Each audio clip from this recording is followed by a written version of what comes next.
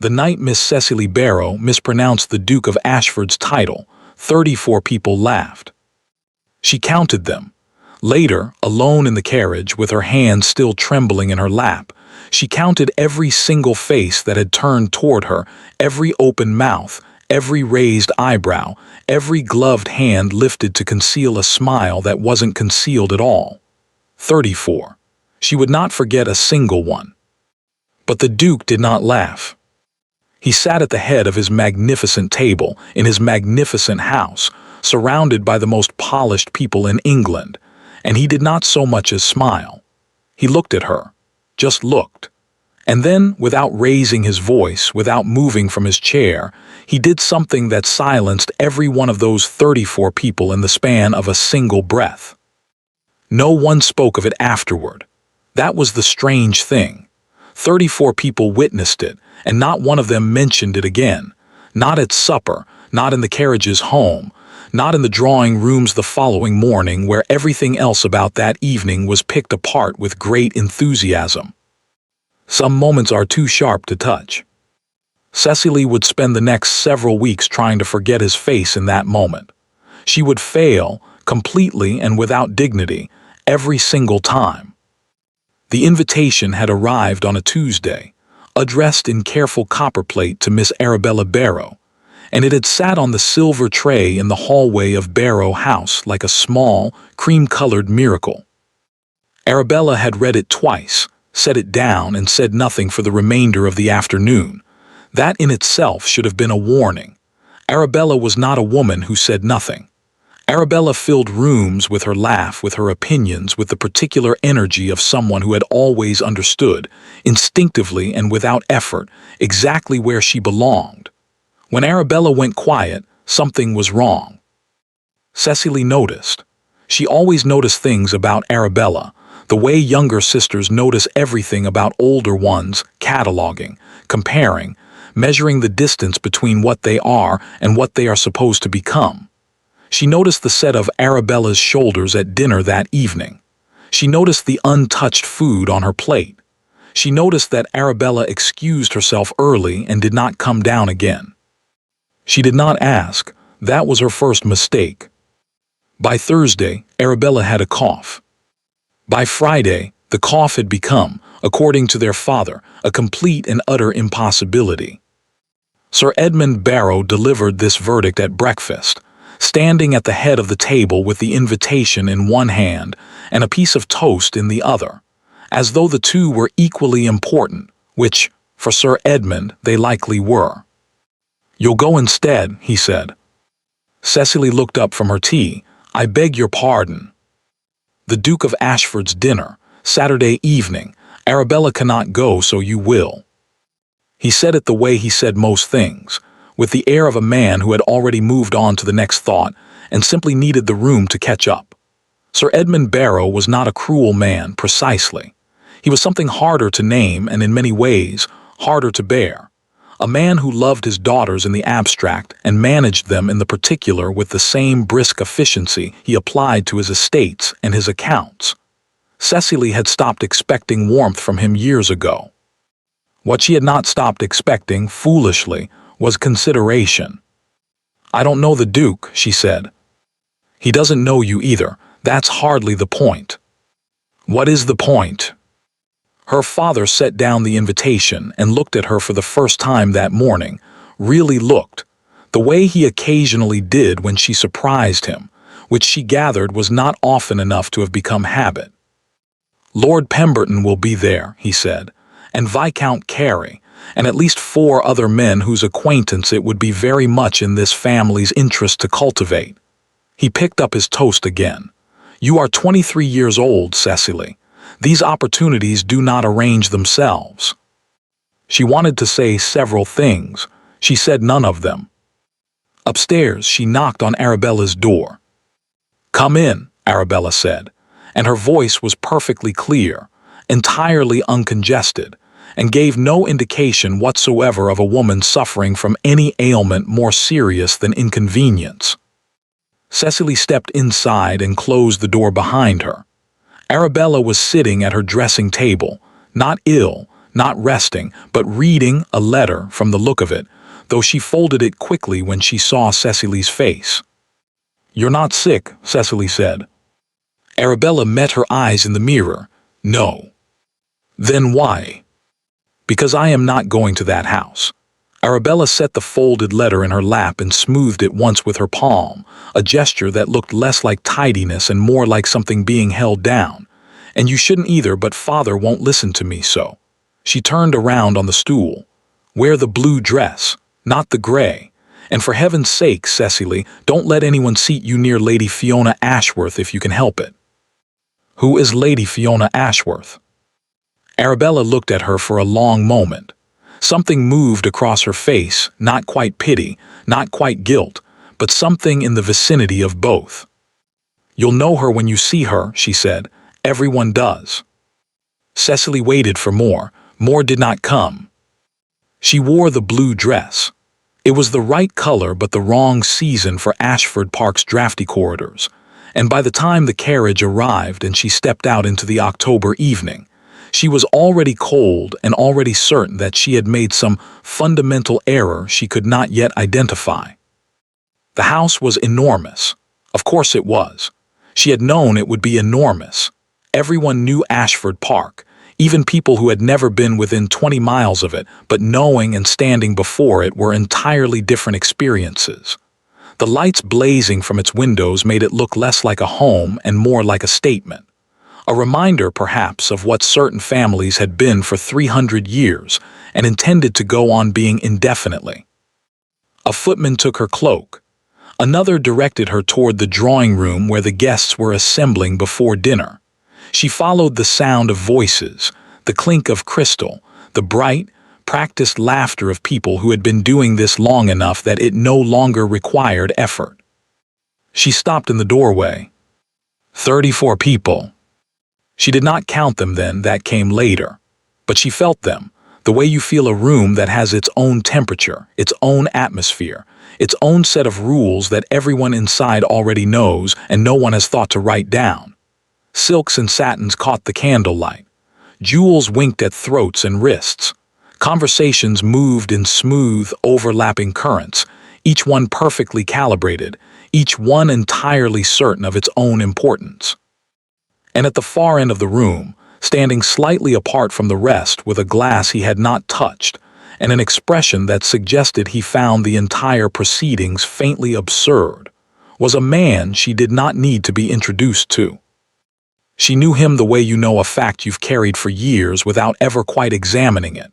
The Duke of Ashford was 31, unmarried, and reportedly the coldest man in 3 counties. She had heard it said at enough dinners, other dinners, smaller dinners, the kind she actually belonged at, that his manner could lower the temperature of a room by several degrees, that he was brilliant and particular and utterly indifferent to what anyone thought of him, that he had turned down more eligible matches than most men received in a lifetime, and shown no signs of regretting a single one. He was also, she noted with a kind of detached helplessness, extraordinarily good-looking.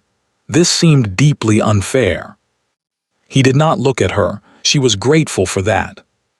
She found a place near the window and stayed there until dinner was announced, speaking to no one, being spoken to by no one, and cataloging every exit in the room out of habit.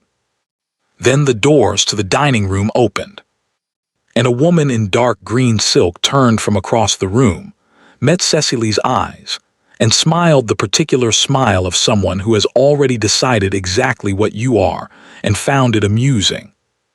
Lady Fiona Ashworth. Cecily didn't need to ask, she knew. She straightened her spine, lifted her chin, and walked toward the dining room. The evening, she understood, was just beginning. The dining room at Ashford Park was the kind of room that made you aware of your own smallness. Not cruelly. That was the thing about true grandeur. It didn't need to be cruel. It simply existed, in the height of the ceilings and the depth of the silver, and the particular quality of the candlelight that fell across 34 faces, arranged along a table that could have seated 20 more without inconvenience. Cecily took her seat somewhere in the middle, between a baronet's wife who smelled of lavender and a gentleman who had already refilled his wine glass twice before the first course arrived, and told herself, firmly and without much conviction, that she was perfectly fine. She was not perfectly fine. She was cold and underdressed, and acutely conscious of the fact that the woman 3 seats to her left had not stopped looking at her since they sat down.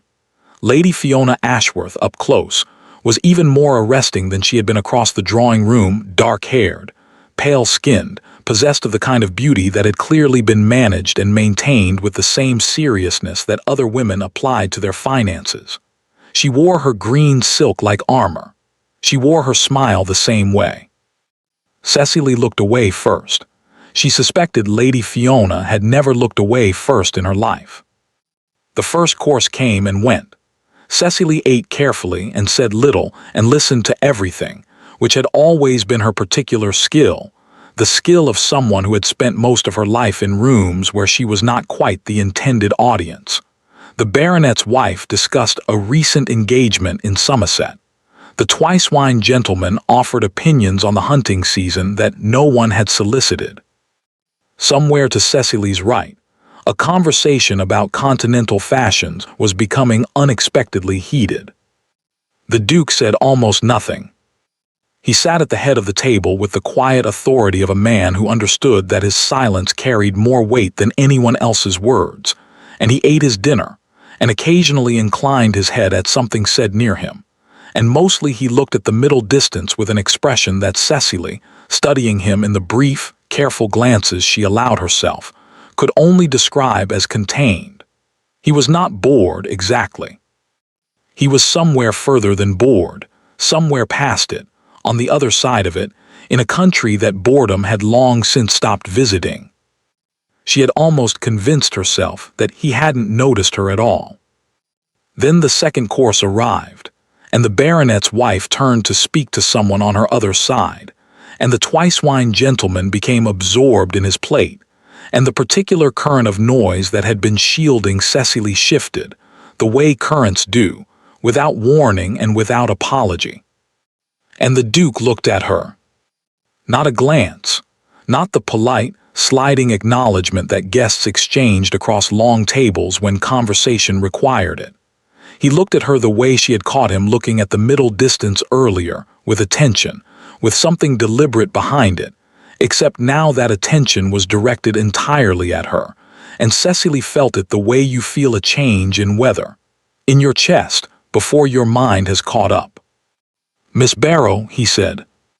The table did not go quiet, not yet, but something shifted in it, the way a flock of birds shifts before it turns, some collective, unspoken awareness that something was happening. "Yes," Cecily said, and then, because silence seemed insufficient and her mouth had apparently decided to act independently of her better judgment, she added, "Your Grays." For one merciful half-second, she didn't realize what she'd said. Then she did. It moved through her like cold water, that particular specific horror of a mistake you cannot take back, cannot soften, cannot reframe as anything other than what it is. Your Grays, not your Grace, not the correct, perfectly ordinary two-syllable address she had used in her head a dozen times on the carriage ride over. Your Grays, like a field, like livestock, like someone who had never in her life sat at a table with a duke and had just proven it beyond all possible doubt. The table went quiet. And then it didn't. The laugh started somewhere to her left. She thought it was Lady Fiona, though she would never be entirely certain, because by the time the sound registered it had already spread, moving down both sides of the table with the speed and enthusiasm of something that had been waiting for exactly this permission. Not everyone laughed, but enough did. Enough that the sound filled the room, bright and sharp, and just long enough to ensure that no one at that table for the rest of the evening would think of anything else. Cecily did not move. This was not bravery. This was the specific paralysis of someone whose body has understood, before the mind has, that there is nowhere to go. She sat with her hands in her lap and her spine very straight, and her eyes fixed on the middle distance, on the particular square of white tablecloth between her plate and the next, and she breathed, and she did not cry, and she did not stand up, and she counted without meaning to the voices around her. She had reached 12 when the laughter stopped. Not tapered, not faded, stopped all at once as though someone had closed a hand around it. She looked up. The Duke had not moved. He was still in his chair, still at the head of his table, still holding the same glass he had not touched all evening. He had not raised his voice. He had not spoken. He had simply looked down the length of the table, across all 34 of his guests, with an expression that Cecily could not name because she had never seen it before on anyone's face, let alone a Duke's. It was not anger. It was something quieter than anger and considerably more dangerous. The room understood it before she did. The room had known this man for years. The silence was absolute.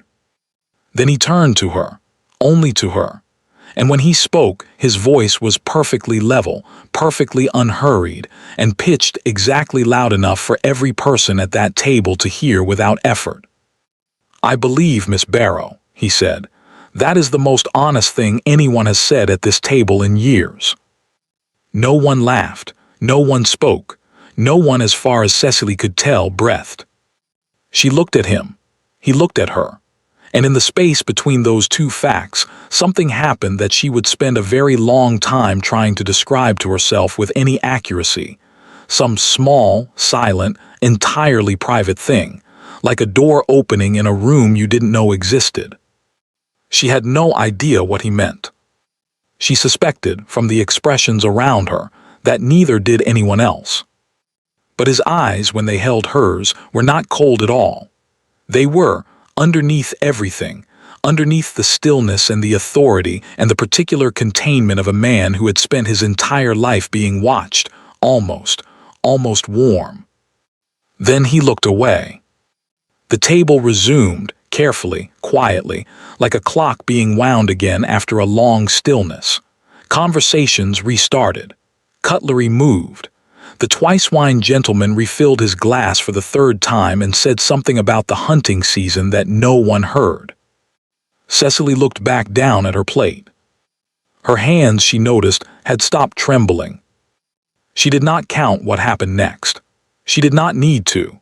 She simply sat and ate and listened and let the evening continue around her, and underneath the cold and the embarrassment and the persistent, low hum of mortification that she suspected would follow her home in the carriage and up the stairs and into sleep, there was something else. Something she couldn't name yet. Something that felt, against all available evidence and every reasonable expectation, like the beginning of something. She found the library by accident. This was, in retrospect, entirely her own fault.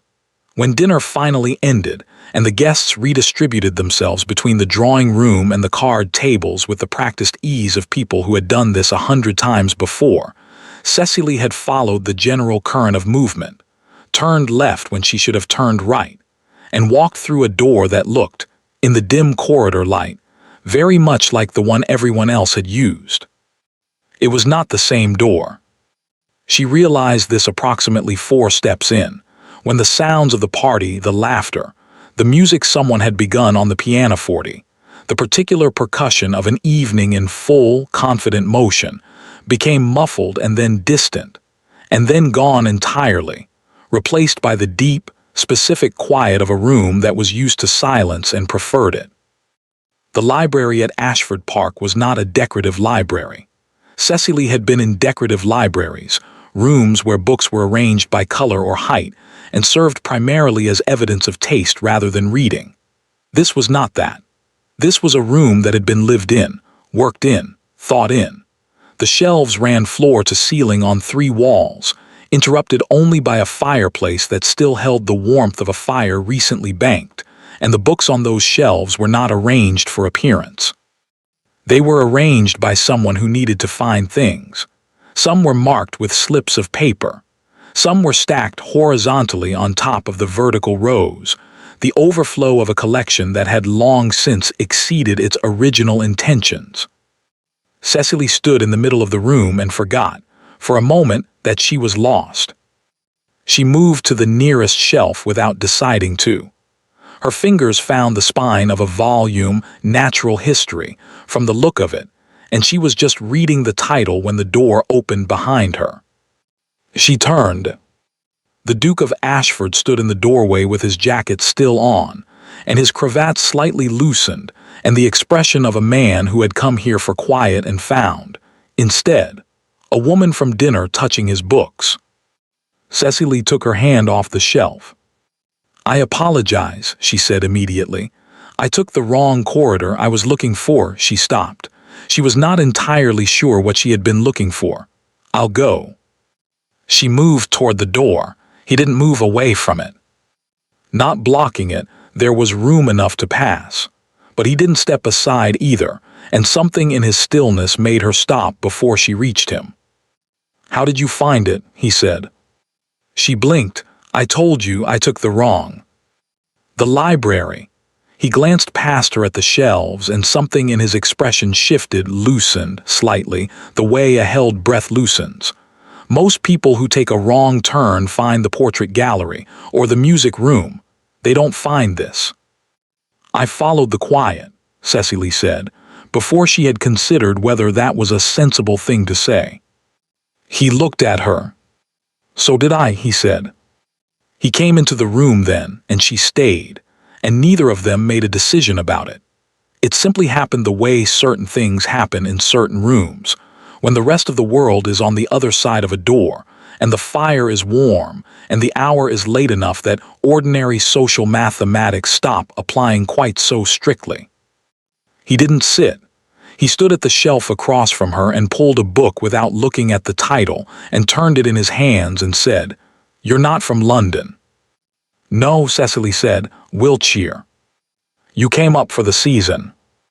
"I came up for this dinner." She paused. "The invitation was my sister's." He glanced at her. "And your sister decided not to come."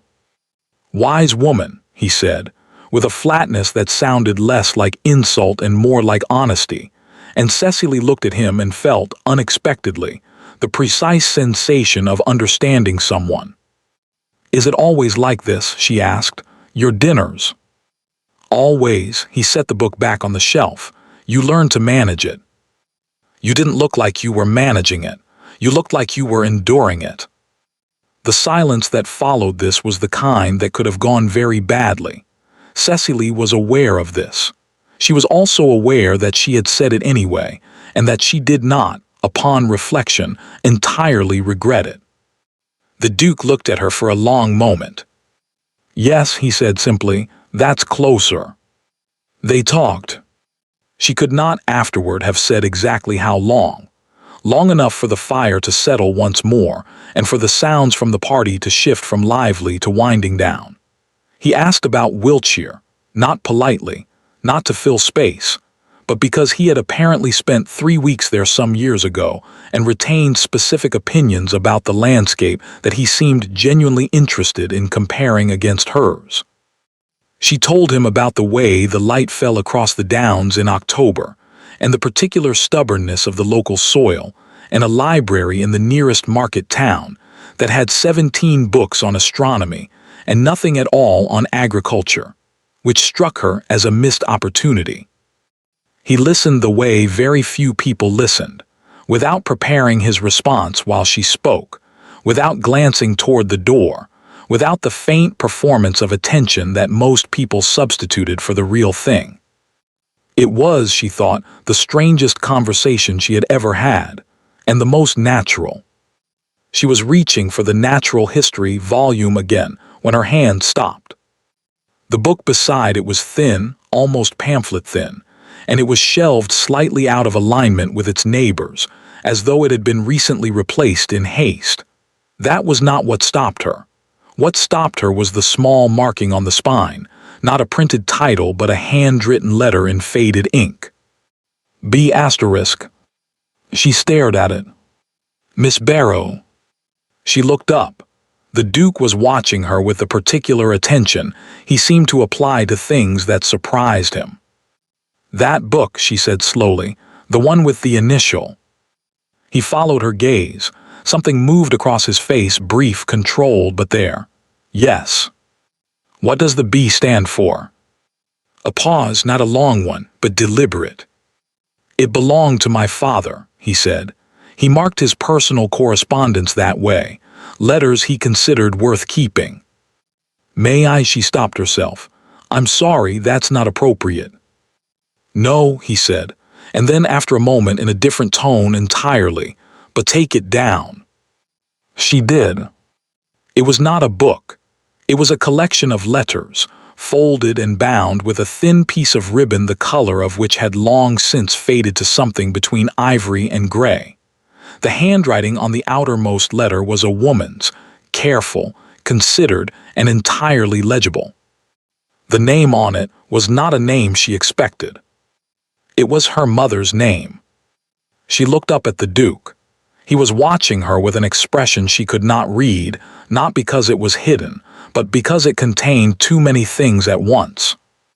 You knew, she said. I knew the name, he said carefully. I didn't know you.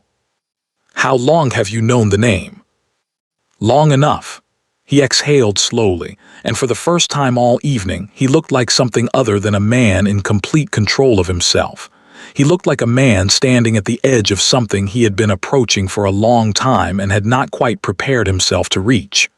My father spoke of her, not often, but when he did, it was differently than he spoke of other things.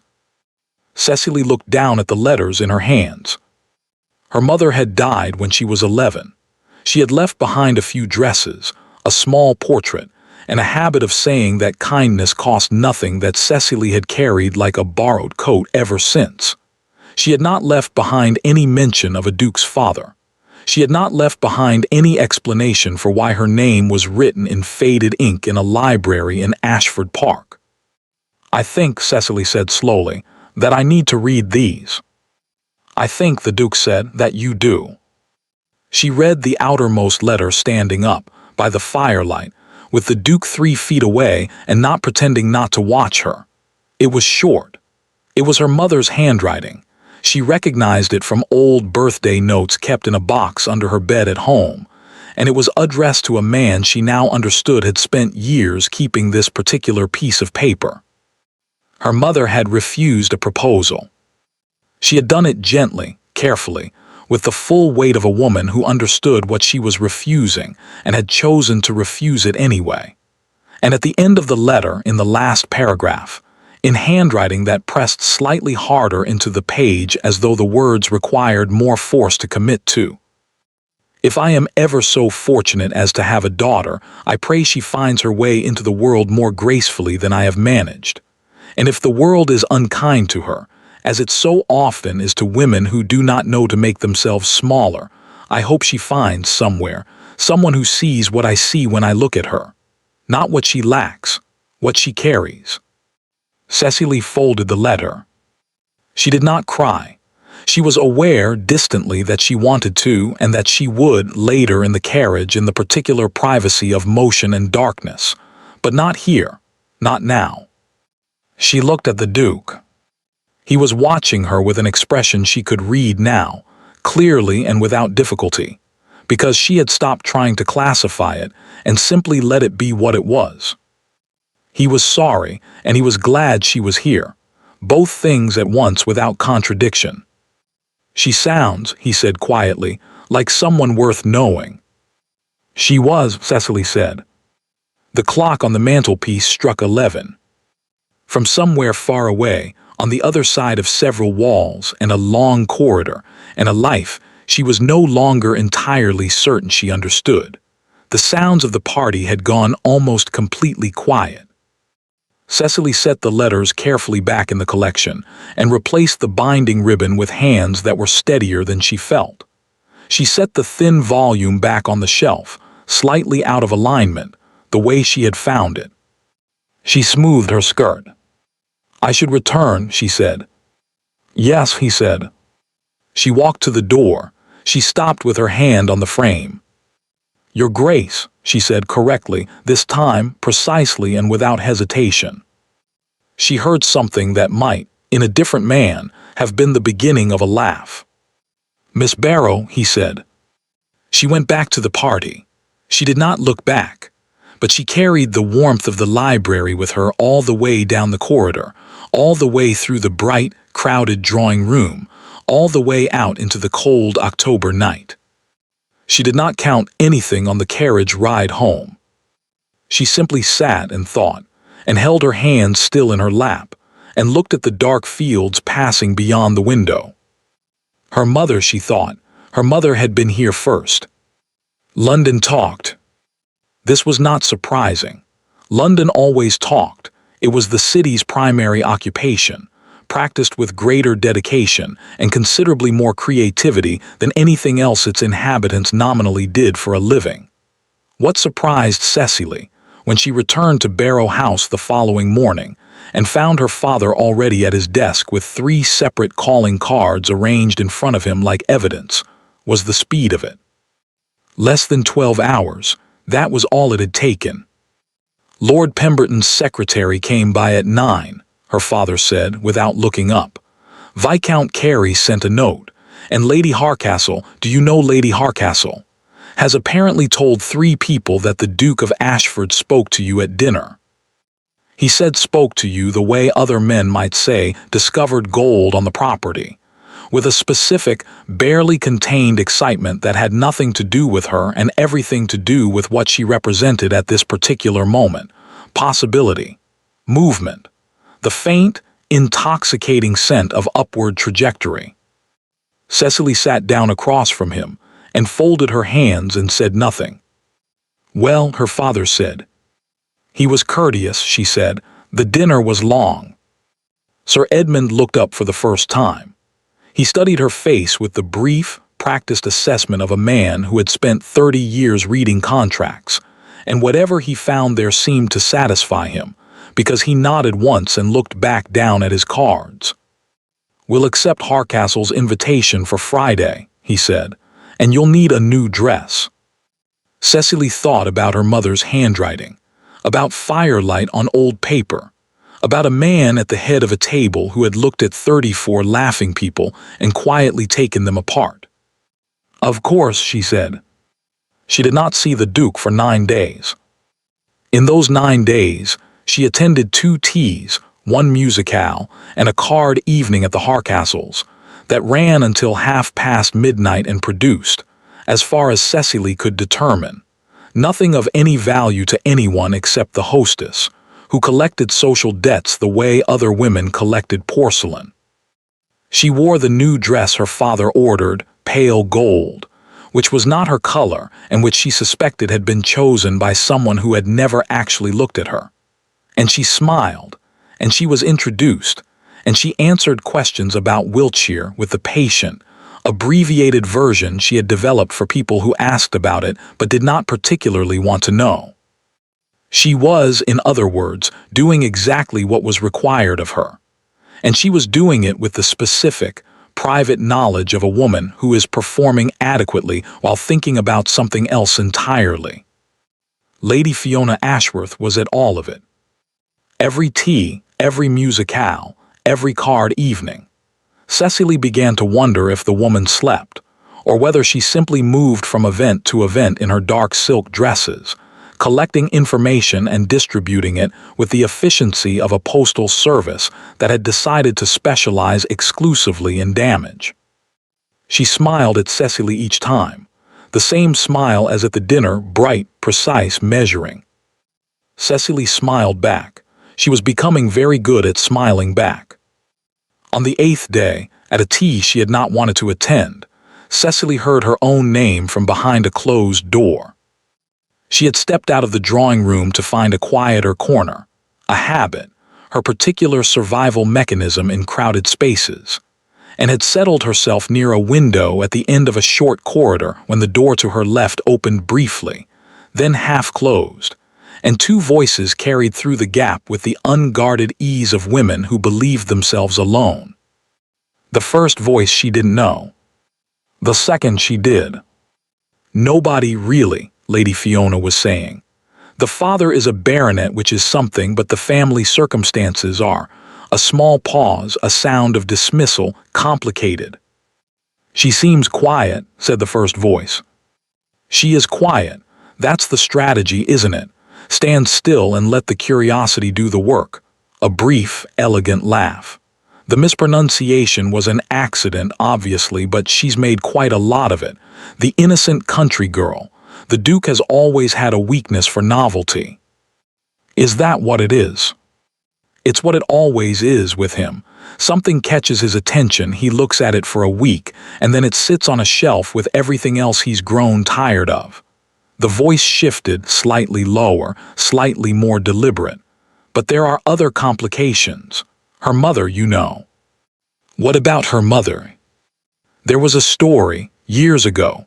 A situation that the family handled quietly, which is to say not quietly at all, only everyone agreed to pretend otherwise. A pause. I wonder if the Duke knows. And if he doesn't? Then someone, Lady Fiona said pleasantly, ought to tell him. The door opened fully. Cecily did not move. She was standing in plain sight. There was no pretending she hadn't been there, and Lady Fiona, emerging into the corridor with a teacup and the expression of a woman entirely unruffled by surprise, stopped and looked at her. A silence opened between them like a question. Then Lady Fiona smiled, wider than usual. "Miss Barrow," she said warmly, "I was just speaking of you." "I know," Cecily said. Something flickered in the other woman's eyes. Not guilt. Nothing so simple. Something more like recalculation, the momentary adjustment of a person who has just discovered that the piece on the board is not where they expected it. "I hope you enjoy the tea," Lady Fiona said, and moved past her down the corridor. Cecily stood at the window and looked out at the street below and thought, very carefully, about what she had heard. Her mother, a story, a situation. She did not know what situation. She did not know what story. What she knew was that Lady Fiona intended to use it, had perhaps already used it in other corridors at other teas, with other cups of tea and the same pleasant, unhurried smile. She thought about the letters in the library, her mother's handwriting. I pray she finds her way into the world more gracefully than I have managed. What had her mother meant by that? What had she needed to manage? On the 9th day, Cecily went to find Arabella. Not to the drawing room, where Arabella usually spent her mornings. Not to the small sitting room where she sometimes read. Cecily went directly upstairs, directly to Arabella's bedroom, and knocked once and opened the door without waiting for an answer. Arabella was at her writing desk. She closed whatever she was writing before she turned around, and the speed of it, the practiced, reflexive speed, told Cecily more than any answer would have. "What do you know about Mother?" Cecily said. Arabella was quiet for a moment. "Sit down," she said. "I don't want to sit down. I want you to tell me." "Cecily." Her sister's voice was not sharp. It was something else, something tired and old and worn in the way of a thing that has been carried for a long time. "Sit down, please." She sat. Arabella turned fully in her chair and looked at her with the expression of someone who had rehearsed this conversation many times in private and found, now that it had arrived, that none of the rehearsals had been adequate. "Mother," she said slowly, "was not from the family Father told us she was from." Cecily stared at her. "What do you mean?" "I mean that the story of her origins, the family in Bath, the respectable but modest circumstances, all of it was arranged. After the fact." Arabella folded her hands in her lap. "Mother was the illegitimate daughter of a man whose name I was told and will not repeat, because it doesn't matter, because he acknowledged nothing and left her nothing, and the only material evidence of his existence in her life was a small amount of money and a great deal of trouble." The room was very quiet. "Who told you this?" Cecily said. "Father, 3 years ago. He told me because I was about to accept a proposal from someone whose family would have investigated and found it first." Arabella's mouth thinned. "He didn't tell you because he thought it wasn't necessary, because your prospects were." She stopped. "Because my prospects were what?" Cecily said, with a calm that surprised her. Arabella looked at the window, because he didn't think it would come up.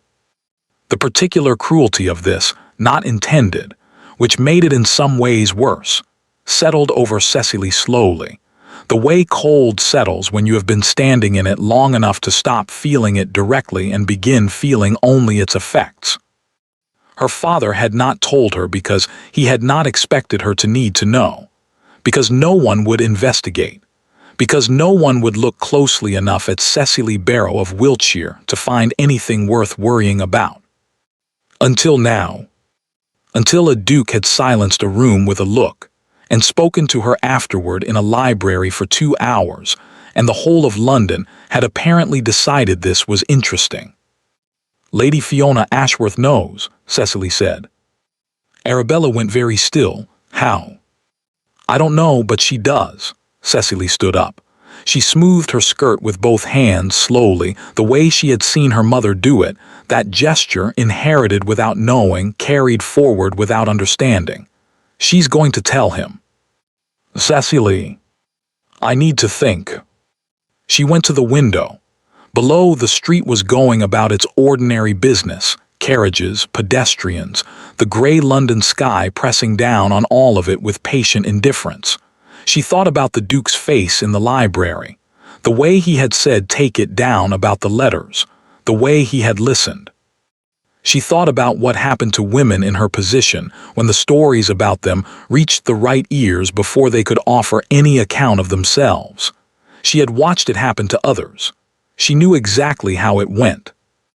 And she thought, with a clarity that felt less like decision and more like recognition, like identifying something that had already been true before she named it, that she would not sit in this house and wait for it. She would not let Lady Fiona Ashworth carry her story to the Duke of Ashford second-hand, shaped and angled to do maximum damage. She would not give anyone that particular power over something that was hers. She had her mother's letters to return, in any case. That was reason enough. She turned from the window. I'm going to Ashford Park, she said. Arabella stood up from her desk. That is absolutely. I know what it is, Cecily said. I'm going anyway. Her sister looked at her for a long moment. Then something in her expression shifted, moved, like a curtain in a draft, to reveal something behind it that looked almost like recognition. Take the letters, Arabella said quietly. Whatever you found, take them with you. Cecily nodded. She left the room before either of them could say anything else that would make it harder. She arrived at Ashford Park the following morning. The same footman, the same enormous door, the same house making its usual statement against the October sky. But the drawing room this time was empty, and the corridors were quiet, and when the butler directed her to wait, she waited standing, not sitting, with the small bundle of letters in her hands and her spine very straight. The Duke came down the main staircase alone. He stopped 2 steps from the bottom when he saw her.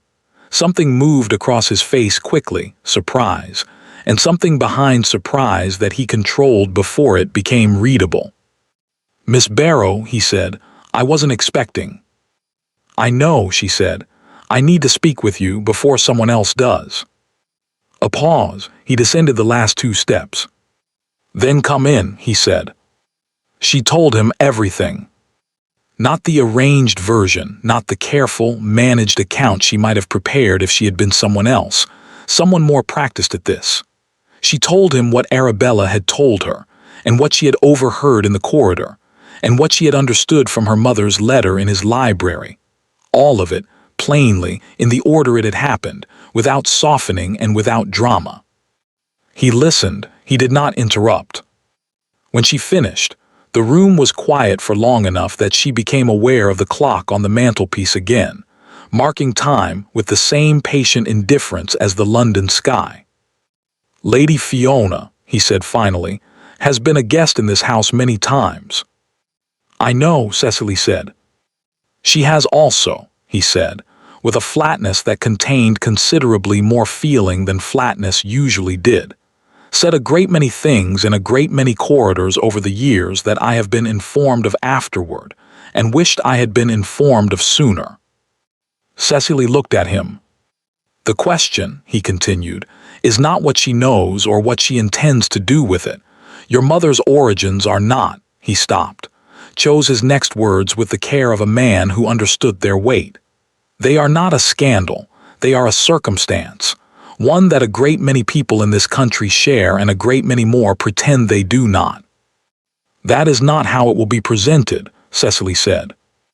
No, he agreed, it won't. He looked at her steadily, which is why I intend to present it differently. She didn't understand him, not yet. But the clock kept marking time, and outside the window the October light was doing something particular to the grounds of Ashford Park, something golden and almost warm, and Cecily stood in the middle of it all with her mother's letters in her hands and felt, underneath everything, underneath the anxiety and the exhaustion and the persistent, low hum of a world arranged against her, the same thing she had felt in the library 10 days ago. Something beginning. Something that had perhaps been beginning since the moment 34 people laughed, and one man did not. He did not tell her what he intended. This was, in the days that followed, the thing that occupied her most, not the visit itself, not the conversation, not even the particular quality of his attention when she had laid out the whole unguarded truth in front of him and waited for the verdict. Those things she could examine and set aside.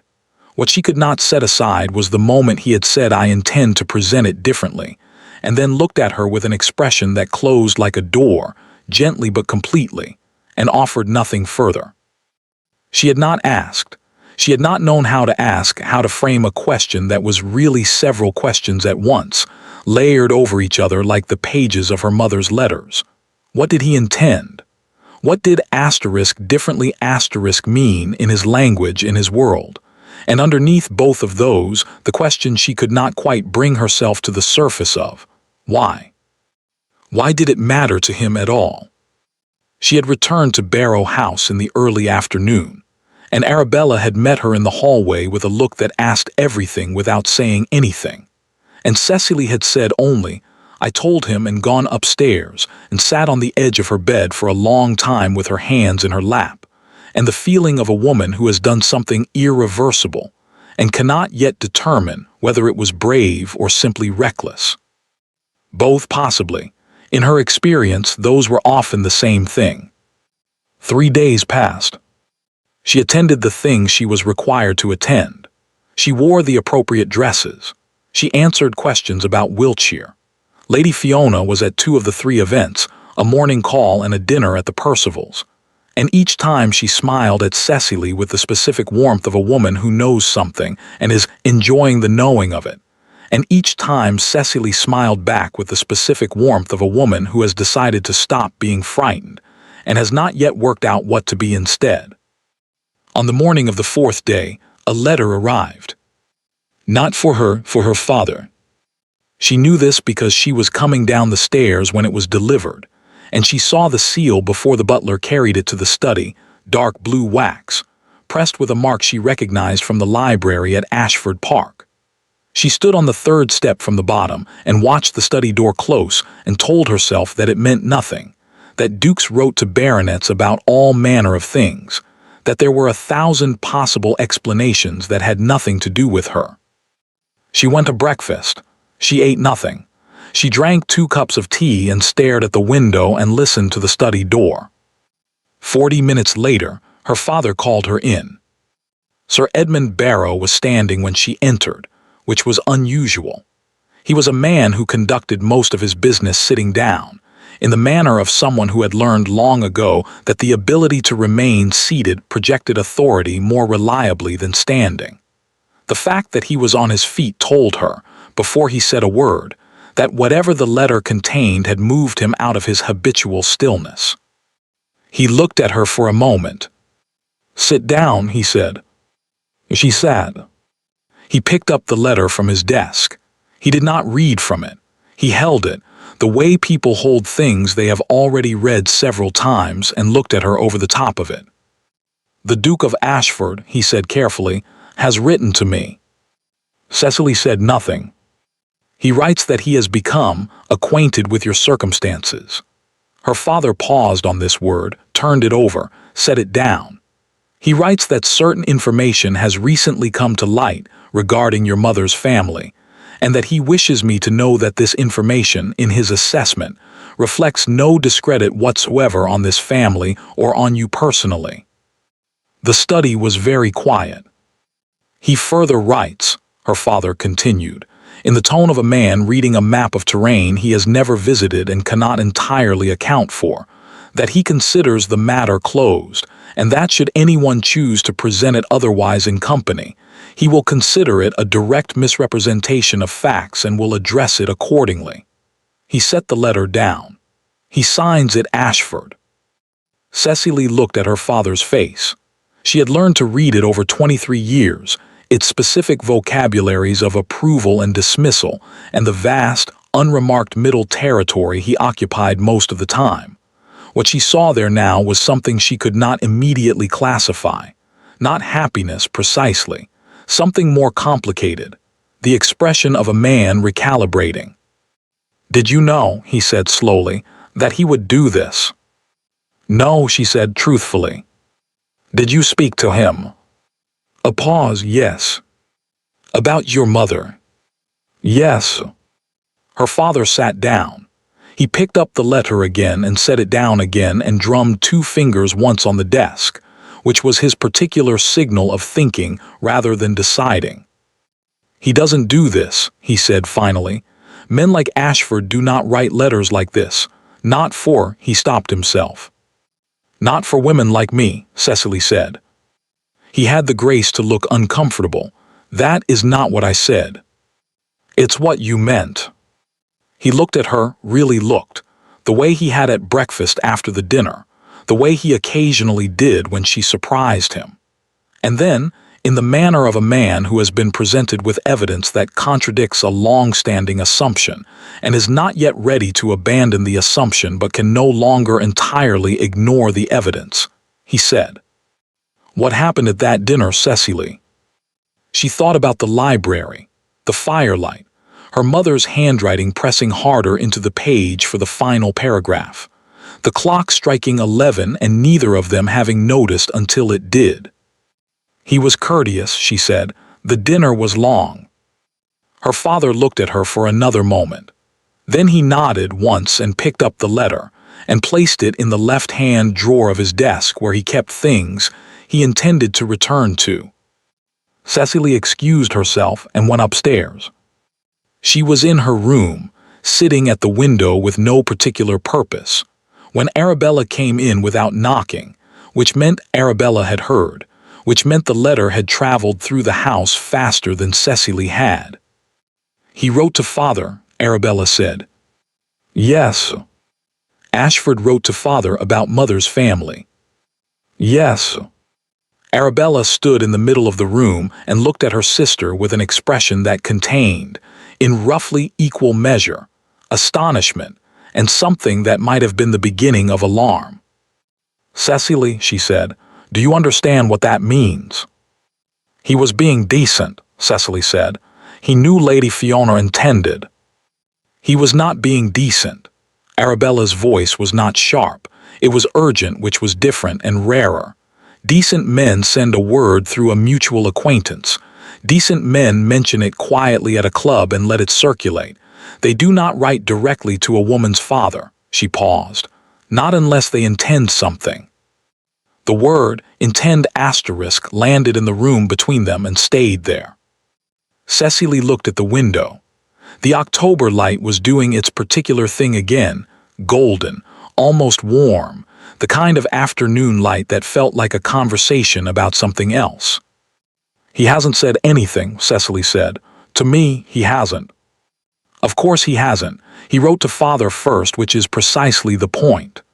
Arabella came to sit on the edge of the bed, the closest she came, generally, to urgency made physical. "Cecily, look at me." Cecily looked at her. "Be careful," Arabella said, not unkindly. "Not of him, perhaps, but of yourself, of what you are beginning to expect." She paused. Men in his position have written letters before, have shown interest before. It does not always. I know, Cecily said. You know, and you're not listening. I know, and I heard you. They looked at each other. The particular negotiation of sisters, the shorthand, the lacunae, the things understood without being said because they have always been understood without being said. Then Arabella stood up and smoothed her skirt and said, in an entirely different tone, "Wear the blue dress if you go out." It's the wrong season, Cecily said. I know, Arabella said. Wear it anyway. The letter Cecily wrote that evening took 4 attempts. The first 3 she burned in the small fireplace in her room, watching the paper curl and darken and go to ash with the feeling of someone disposing of evidence.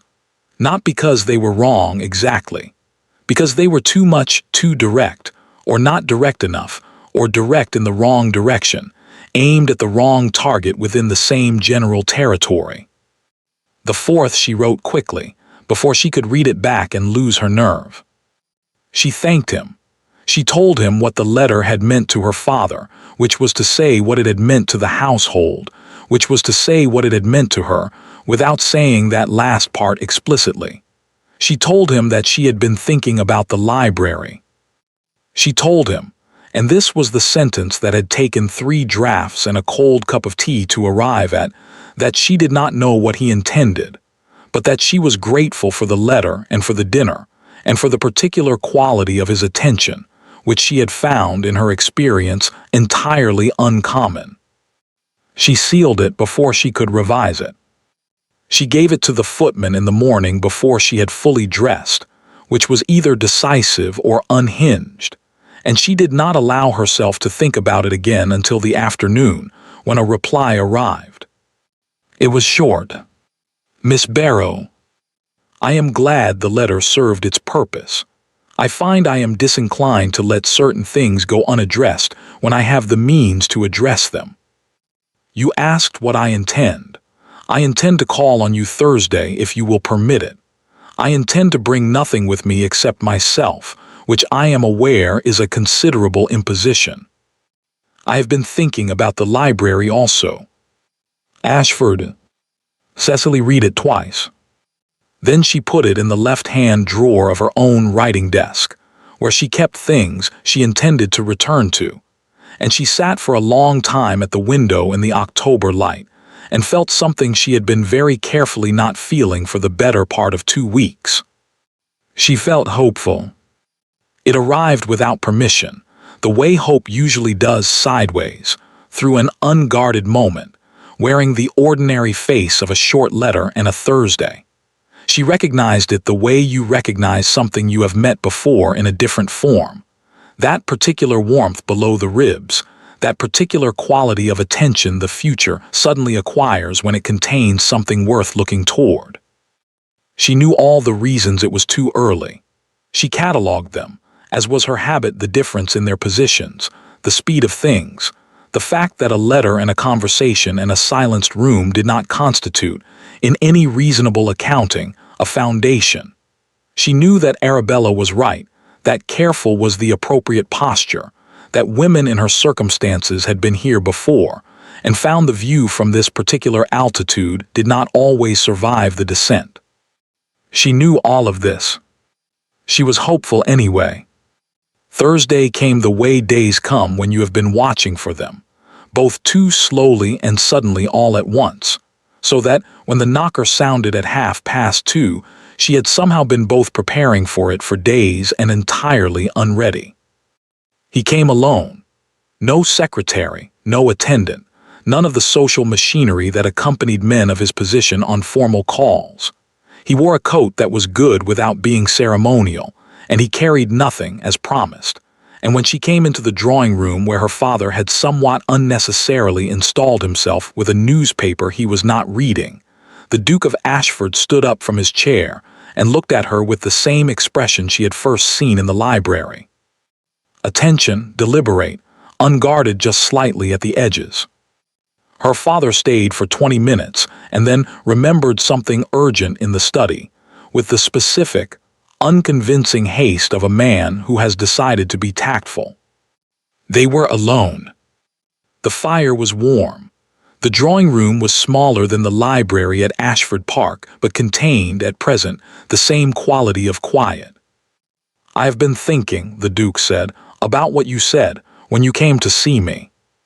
"Which part?" Cecily asked. "The part where you told me the truth." He looked at the fire for a moment, then back at her. "I have had a great many conversations in a great many drawing rooms, Miss Barrow. People tell me a great many things, carefully arranged things generally, things positioned for effect." A pause. "You told me the truth because you thought it was the only useful currency you had left." Cecily considered this. "Yes," she said, "that's accurate." "It was," he said, "the most interesting thing anyone has done in my presence in quite some time."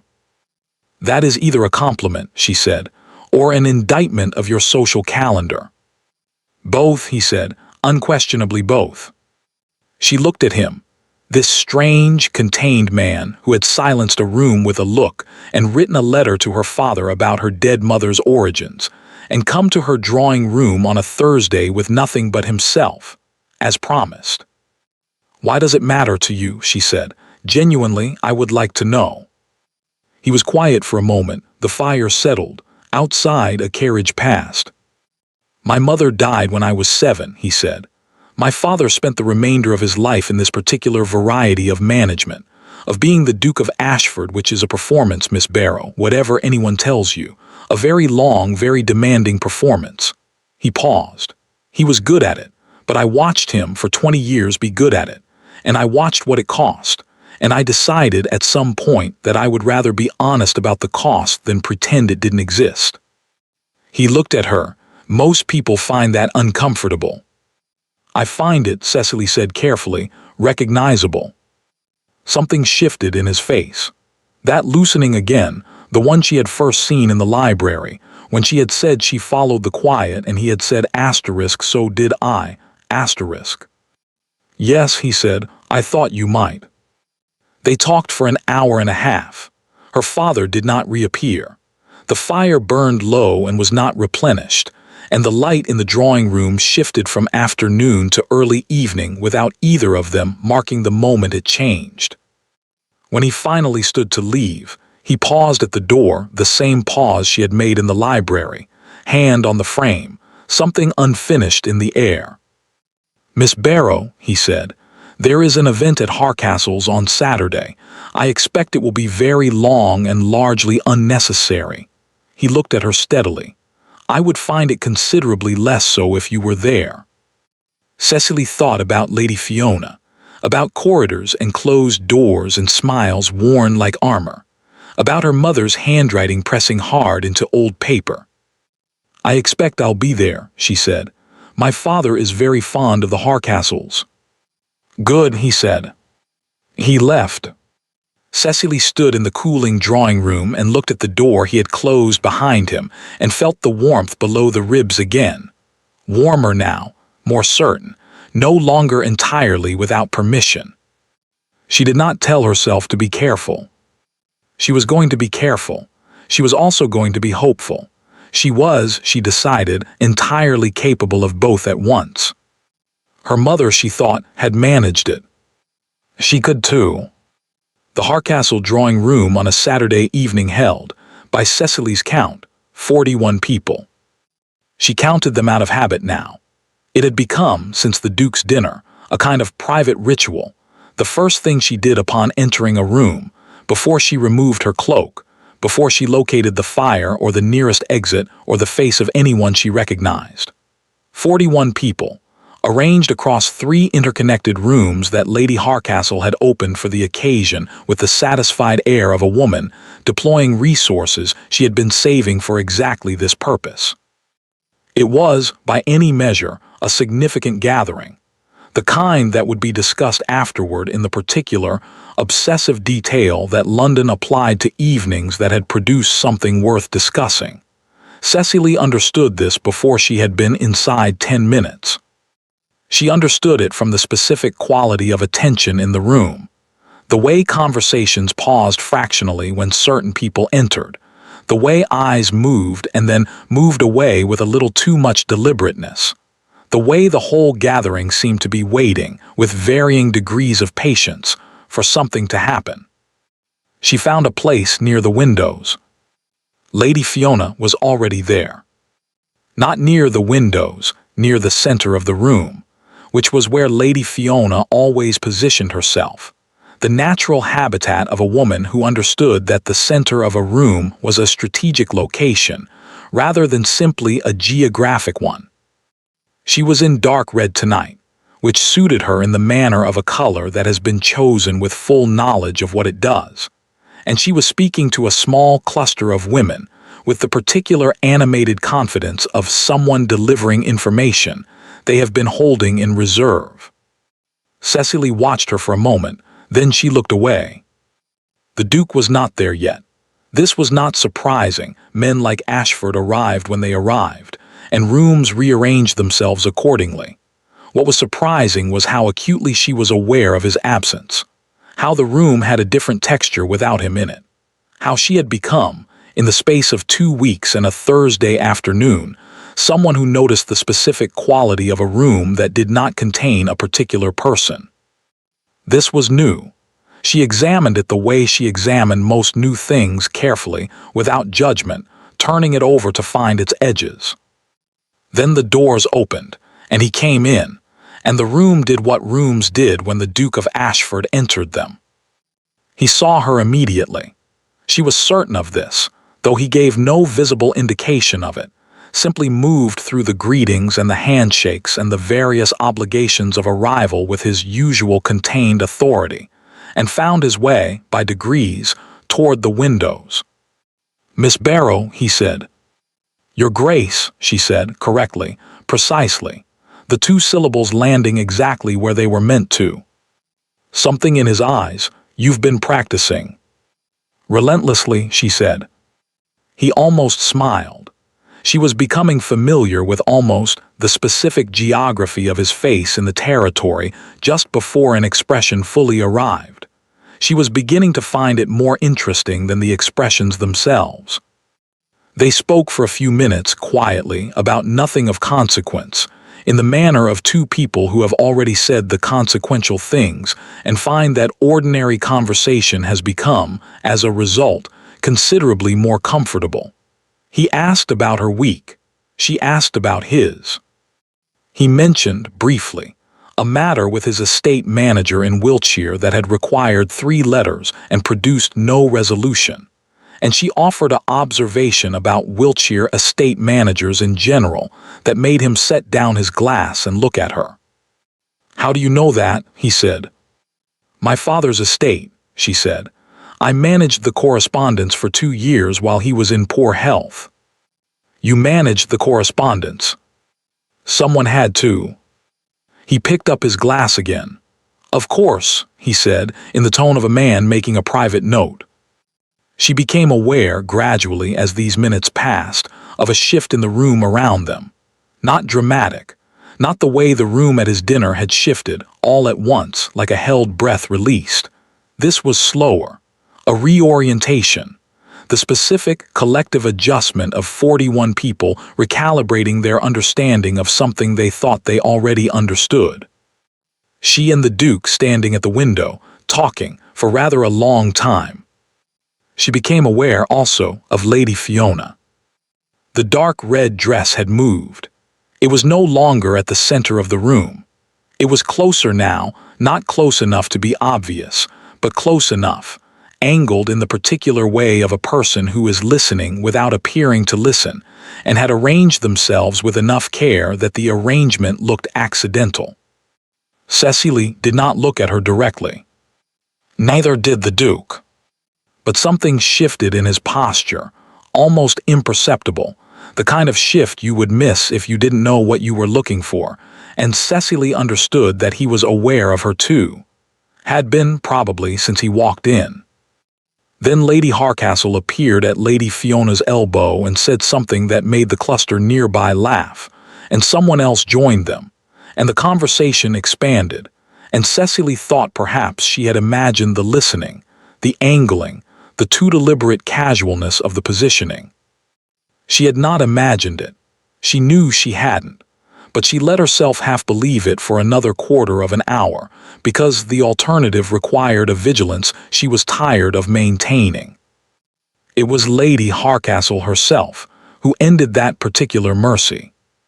She was, by her own accounting, a devoted friend to everyone who came through her doors, which meant she was a devoted conduit of everything they said and did within them, not out of malice precisely, but out of the specific compulsion of a woman who loved people primarily as stories. She appeared at Cecily's side at the precise moment. The Duke had been momentarily drawn into a conversation with a man across the room, and she took Cecily's arm in a friendly, proprietary way and said, at a volume that was slightly too large for the distance between them, "My dear Miss Barrow, I must ask, is it true what they're saying about your mother's family?" The nearby conversations did not stop, but they thinned, the particular thinning of people who are performing inattention. Cecily looked at Lady Hardcastle's face. It was bright and kind and entirely without guile, which was in some ways the most exhausting thing about it. "I'm not sure what they're saying," Cecily said pleasantly. "Oh, only that there was some question about the family line, on the maternal side." Lady Hardcastle patted her arm. "I told them it was nothing, of course. These old stories always get so distorted in the telling." "They do," Cecily agreed. "Lady Fiona mentioned," Lady Hardcastle stopped. Something in Cecily's expression, perhaps, or simply the arrival of a belated instinct for caution. "Well, in any case, it's all very old news, isn't it?" "Very old," Cecily said. "Entirely unremarkable." "Exactly what I said." Lady Hardcastle moved on. Cecily stood very still and breathed slowly and looked at the middle distance and did not count anything, because she already knew the number. The story was in the room.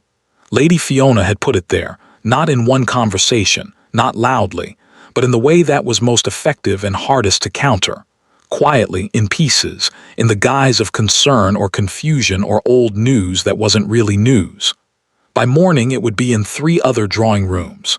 By the end of the week it would have acquired details no one had actually known, and lost the caveats everyone had actually offered.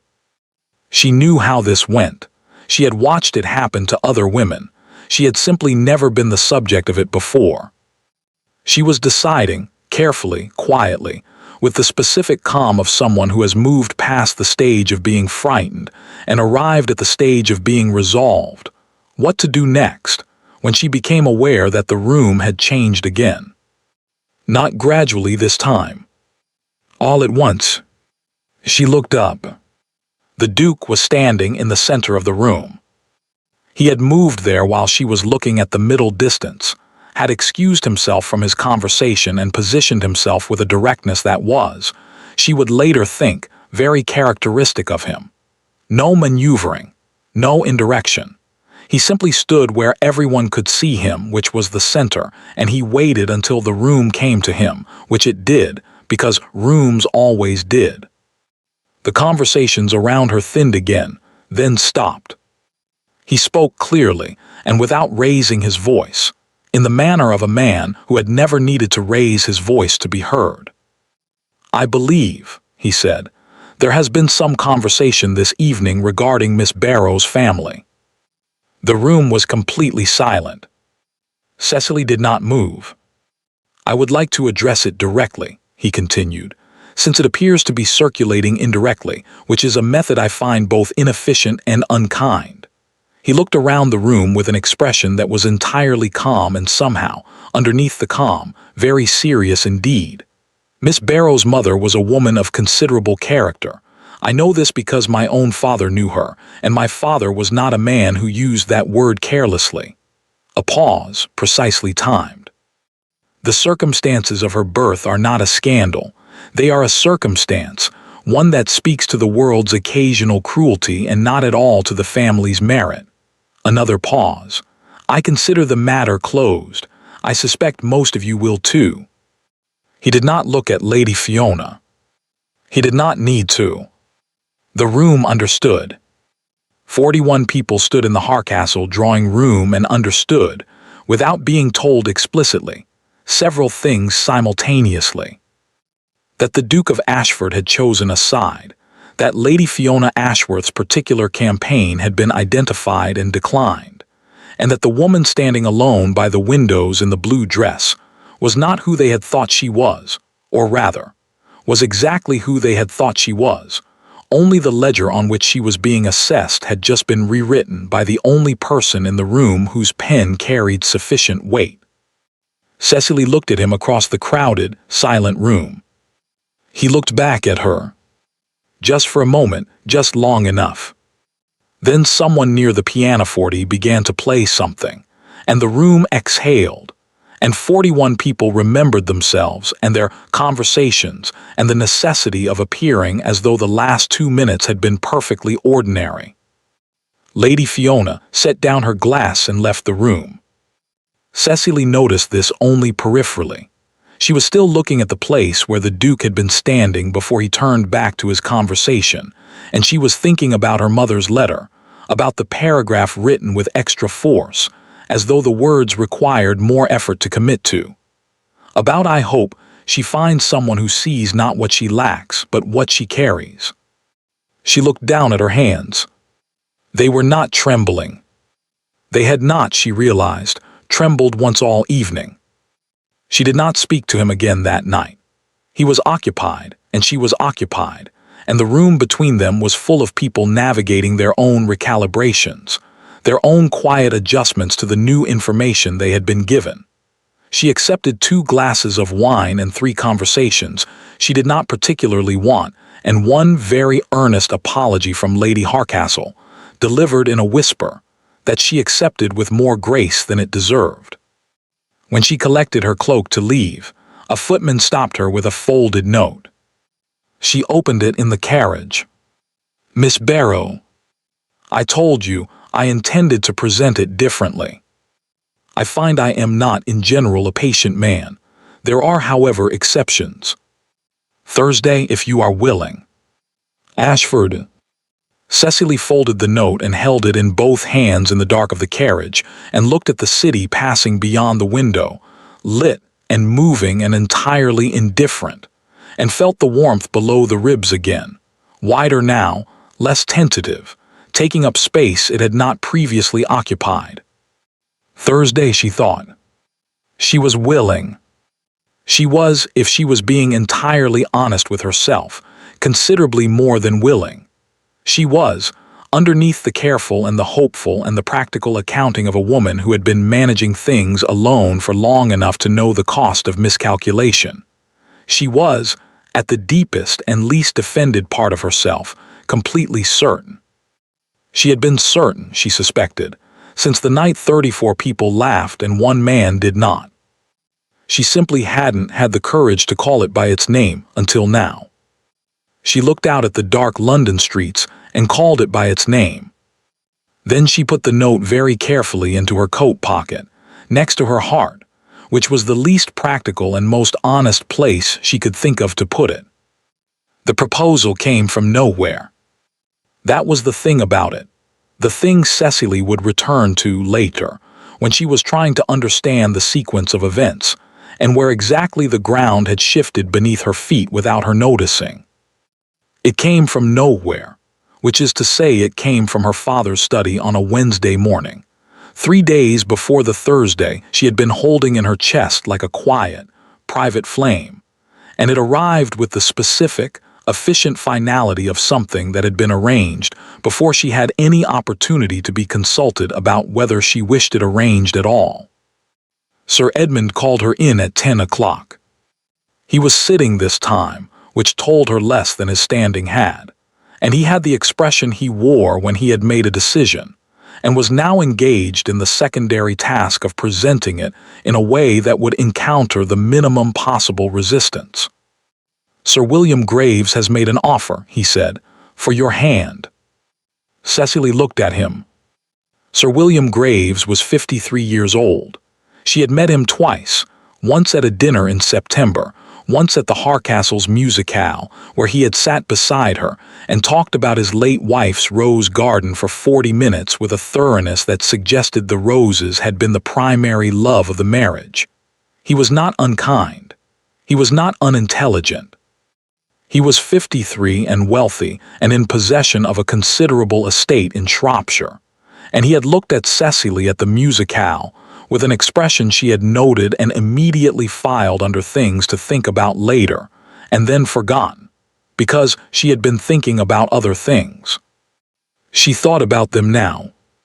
When she said, "He wrote yesterday," her father said, "I have been considering it overnight. And I think you should accept."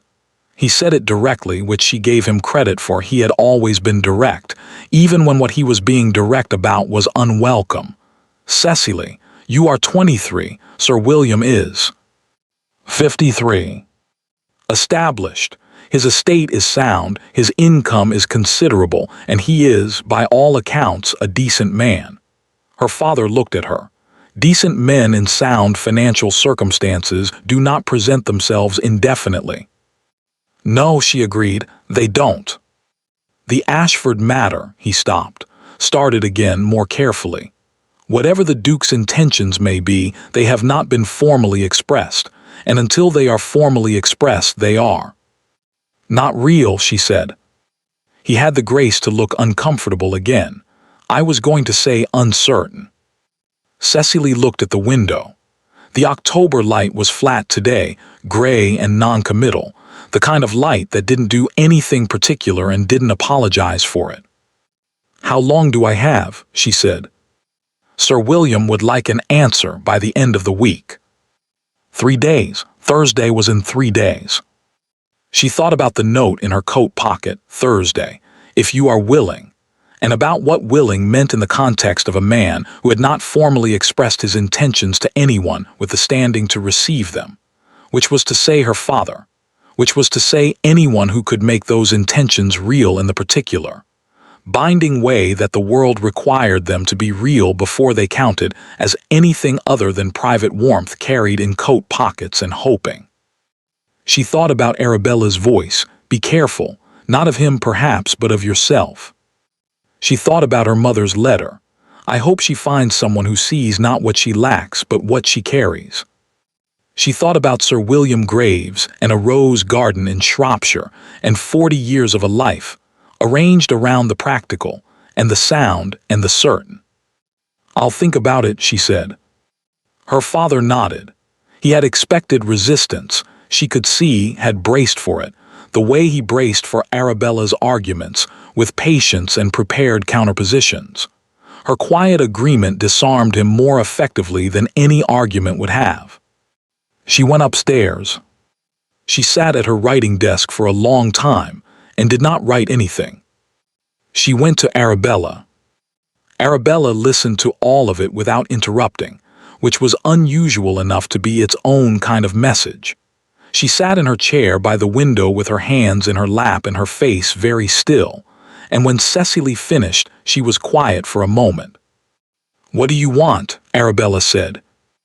"I want Thursday," Cecily said, before she had decided to say it. "I know." Arabella looked at her. "And if Thursday comes and goes and he still hasn't spoken to father?" Cecily looked at her hands. "Then I will have my answer." "And Sir William?" "Sir William is a decent man." "That's not an answer." "No," Cecily said, "it isn't." She stood up. She smoothed her skirt, the inherited gesture, the thing carried forward from a woman who had managed things alone, who had found her way through a world arranged against her with as much grace as she could summon. She smoothed her skirt and she went back to her room and she thought, very carefully, about what she was and was not willing to do. She was not willing to send a letter. She had sent letters, 2 of them, and they had done what they could do and could not do more than they had done. She was not willing to present herself at Ashford Park a second time, uninvited, with her father's news and her private hope, and the specific vulnerability of a woman asking a man to hurry up and mean what she had begun to believe he meant. She had more pride than that. Not so much pride that she couldn't feel the pull of it, the longing to simply go and say there is a man in Shropshire in 3 days and I need to know. But enough. Enough to understand that some things asked for too directly become something other than what they were. She would wait until Thursday. If Thursday came. Thursday did not come. Not in the way she had been expecting it. On Wednesday afternoon, the day before, the day she had given herself over almost entirely to the private work of waiting without appearing to wait, Arabella came to find her in the garden with an expression that told Cecily, before she spoke, that something had happened.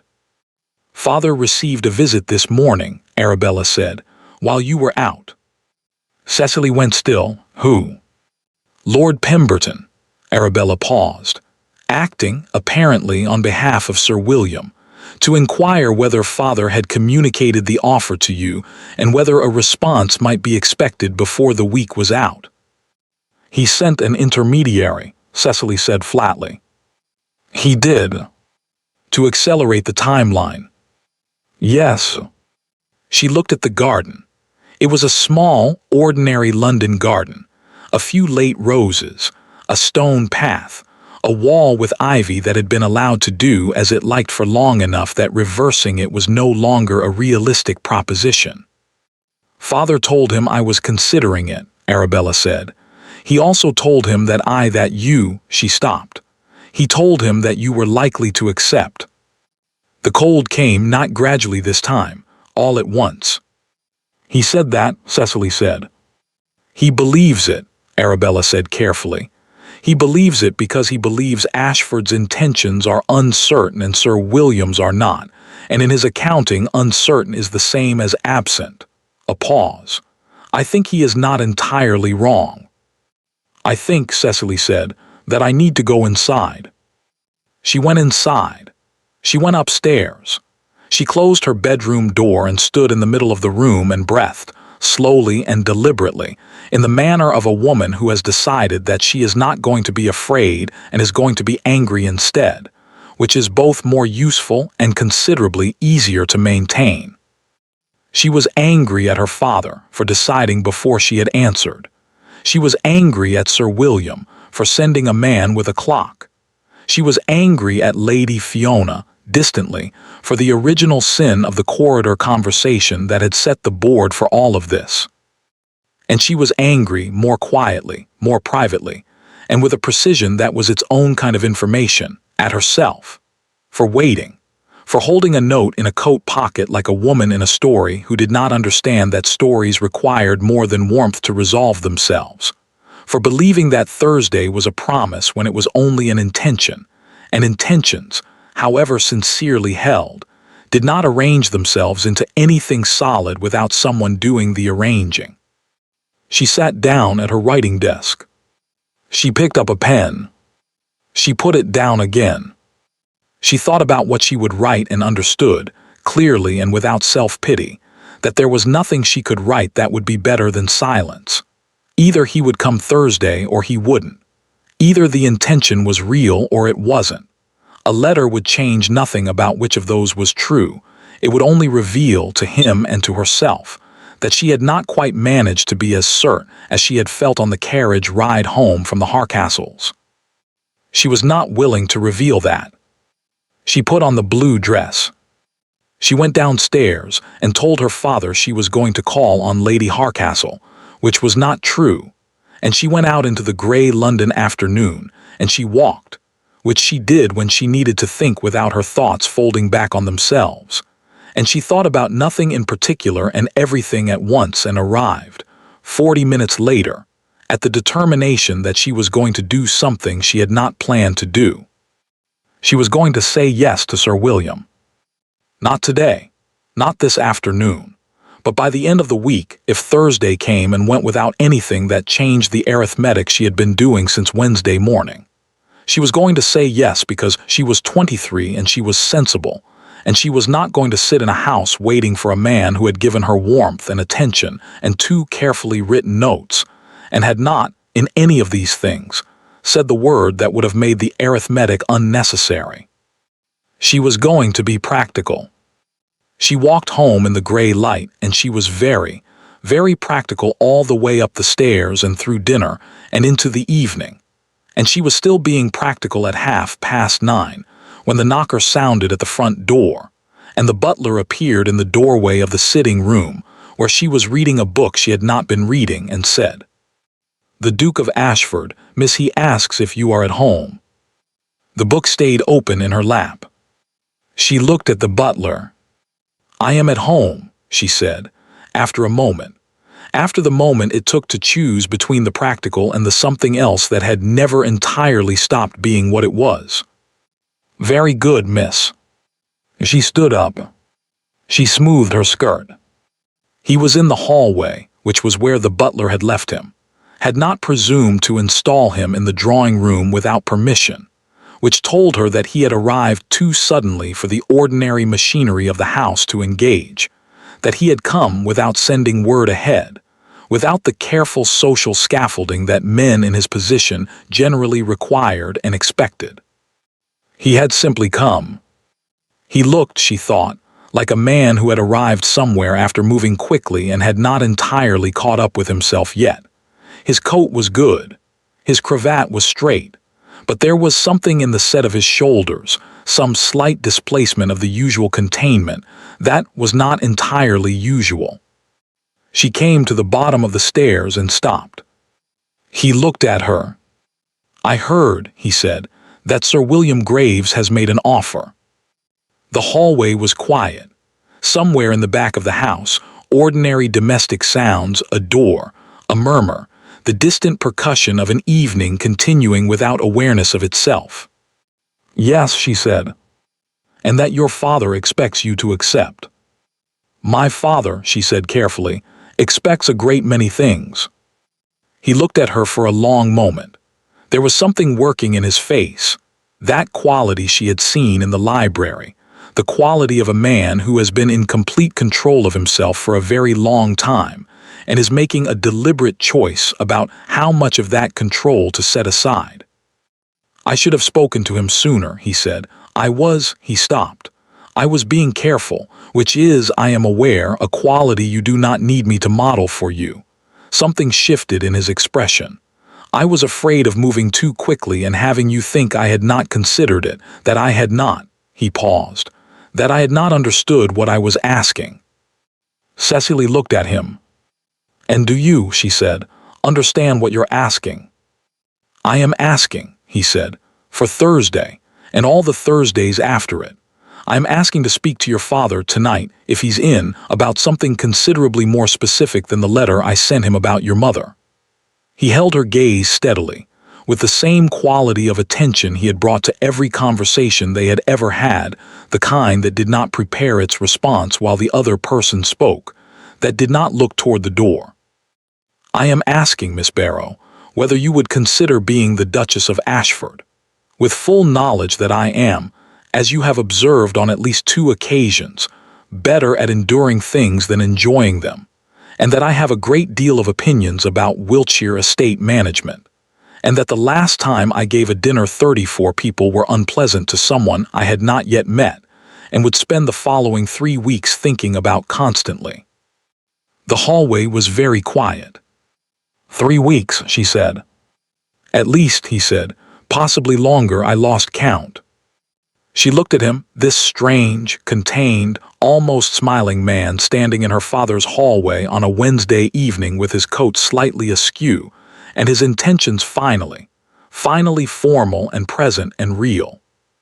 She thought about the library, about the letters, about the room at Harcastle's falling silent, about a note pressed against her heart in the dark of a carriage, about her mother's handwriting pressing hard into old paper and a prayer sent forward into a future she would not see. She thought about Sir William Graves and his rose garden in Shropshire. She thought about Thursday. "My father," she said, "is in his study." Something happened in his face, not the almost smile, the actual one, unguarded, complete, arriving without the usual architecture of containment around it. She had not seen it before. She understood, looking at it, that not many people had. She thought it was the best thing she had ever seen. "Then," he said, "perhaps you would take me to him." She came down the last step. She did not take his arm. Not yet. They were not yet the kind of people who did that in hallways without ceremony. But she walked beside him toward the study door, close enough that she could feel the warmth of him in the cold corridor, and she knocked once and opened the door, and her father looked up from his desk with the expression of a man who had been expecting Wednesday to be a perfectly ordinary Wednesday. It was not. It was, in fact, the best Wednesday in the recorded history of Barrow House, though it would take Sir Edmund a full 20 minutes, 2 glasses of brandy, and a conversation he had not remotely prepared for to arrive at this assessment. Cecily left them to it. She went back to the sitting room and she sat down, and she picked up the book she had not been reading, and she still did not read it, but this time it was for an entirely different reason. She sat, and the fire was warm, and the house was quiet around the murmur of voices from the study, and she smoothed her skirt one last time, gently, deliberately, like setting something down that she had been carrying a long way, and she sat with her hands still in her lap and felt, from the inside, what it was like when the arithmetic finally resolved. It felt like Thursday. It felt, she thought, like it had always been going to feel like this. 1 year later, the dining room at Ashford Park held, on the evening of the 14th of October, 37 people. Cecily counted them out of habit. She sat at the foot of the long table, her table now, in her house, in the life that had arranged itself around her with a completeness she still occasionally found surprising in quiet moments. And she counted 37 faces in the candlelight and noted, without particular effort, the ones that were different from last year. Lady Fiona Ashworth was not among them. She had declined the invitation, which had been extended as a matter of form and accepted as a matter of course that it would be declined. Some things resolved themselves tidily. Lord Pemberton was there, Viscount Carey, Lady Harcastle, who had apologized to Cecily 3 more times since the Harcastle drawing room and would likely apologize at least once more before the evening was out, which Cecily had made her peace with. Arabella was there, seated near the middle, laughing at something the man beside her had said, a man she had met 6 months ago and looked at in a way that Cecily recognized and had not yet remarked upon, because some things were better allowed to arrive in their own time. Sir William Graves was not there. He had, by all accounts, found a perfectly agreeable match in Shropshire, and his new wife was reportedly very fond of roses. Cecily hoped she was happy. She meant it sincerely. From the head of the table, she felt him looking at her before she turned to confirm it.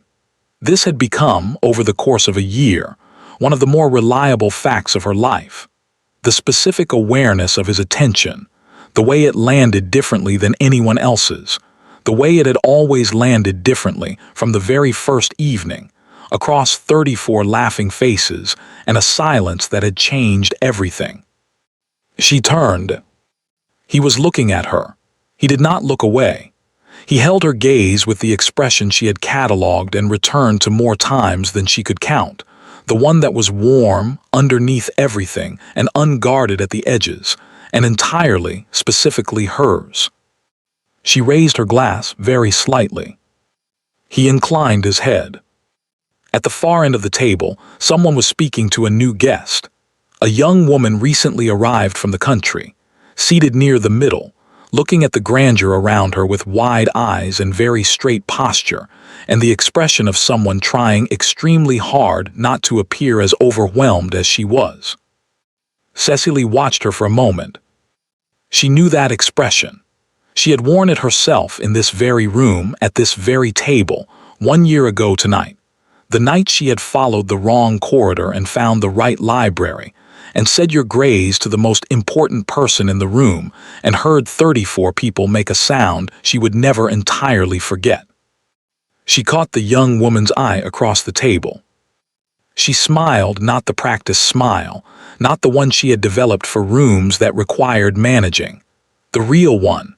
The one she had learned over the course of a year to use more freely. The young woman's shoulders dropped just slightly. Enough. Somewhere to Cecily's left, she heard a whisper, an older guest leaning toward a newer one, voice low and amused. Whatever you do, don't mispronounce his title. Cecily looked down at her plate. She did not laugh. She did not need to. The warmth below her ribs was already there, familiar and unhurried and entirely at home, which was, she thought, exactly the right place for it to be. She looked up at her husband. He had heard it too. She could tell from the particular stillness of his expression, the almost, hovering just at the edges, not quite arriving. This time, she didn't wait for it. "Your Grays," she said, very quietly for no one but him. The almost became real. She thought, not for the first time and not for the last, about a woman pressing words hard into old paper and sending them forward into a future she would never see. I hope she finds someone who sees not what she lacks, what she carries. She had. She did. Thank you for listening to the story all the way to the end. If you enjoyed one of our stories, let us know where you're watching from in the comments. And if you'd like to support the channel, you can join as a member or send a super thanks or super chat. Your support helps us continue creating more stories like this. Don't forget to subscribe for more stories.